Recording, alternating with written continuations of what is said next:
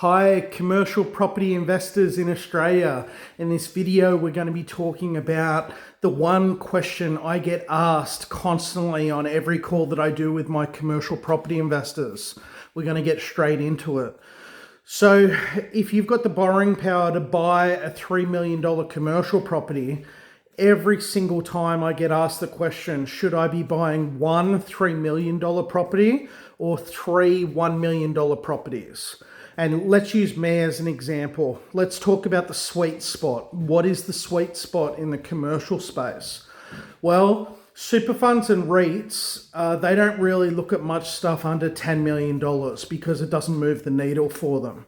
Now, a normal retail investor cannot afford a $2.5 to $3 million commercial property because they have to stump up a 30 to 35% deposit and 5 to 7% of costs. So this is what I call the sweet spot. Anything from about 2.5 to 3 mil right up until about 6 to 8 mil. You're in that sweet spot where you're too big for a retail investor because they can't afford the deposits, and you're too small for an insto, a REIT, or a super fund investor because nothing under 10 mil really moves the needle for them.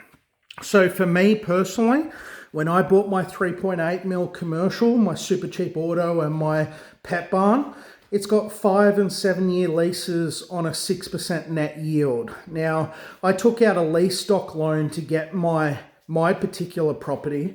And if I went down the path of getting 3 times $1 million properties, then I'd be having to manage 3 different properties, much smaller businesses. I chose to have my purchase in a regional market where if I got a pet barn or a super cheap auto and I put that in the Brisbane market, it probably would have cost in the 5 to 6 mil range. But because it's in the outskirts of Newcastle market, I was able to get 2 national tenants with a 5 and 7 year lease.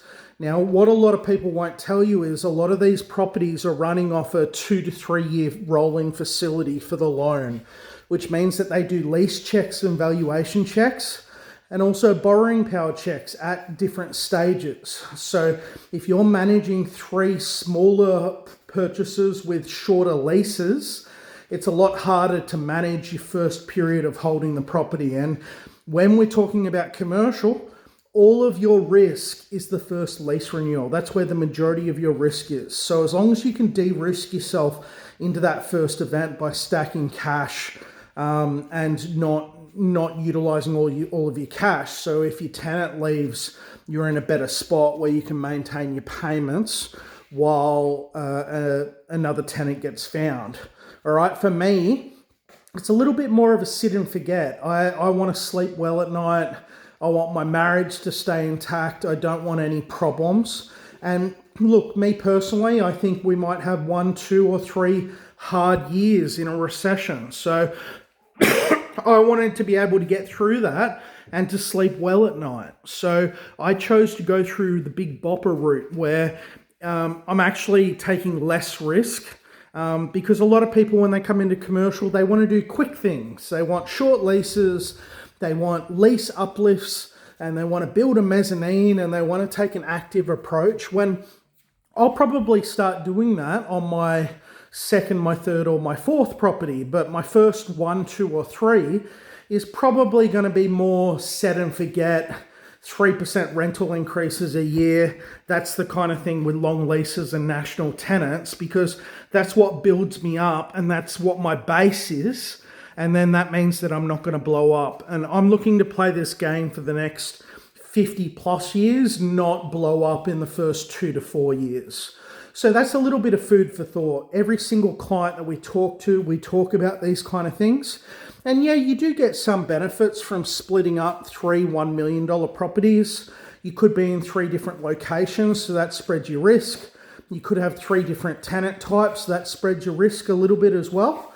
And as long as you're maintaining the LVR and trying to really smash it down in the first 2 to 3 years to get yourself in a very good position before that first review, that's not a bad way either. And this is the thing about commercial. Everyone manages their risk differently. But I do tell them outright if they ask for my opinion, that the bigger that you go in the commercial space, the actual less risk that you're taking. So national businesses, 5 to 10 year leases, you take it into a regional market, you're getting double or triple the size of the business or the land. And a lot of these regional markets that are very diversified, they're not really boom and bust up and down like a lot of these other places. They're a bit more sit and forget. And yeah, you're not going to get your 5 to 8% growth, but I don't want that. I just want one good, really big facility that's going to compound for the first 5 to 7 years while I pay off the property. And then I use that to build out the rest of my portfolio. So that's just food for thought.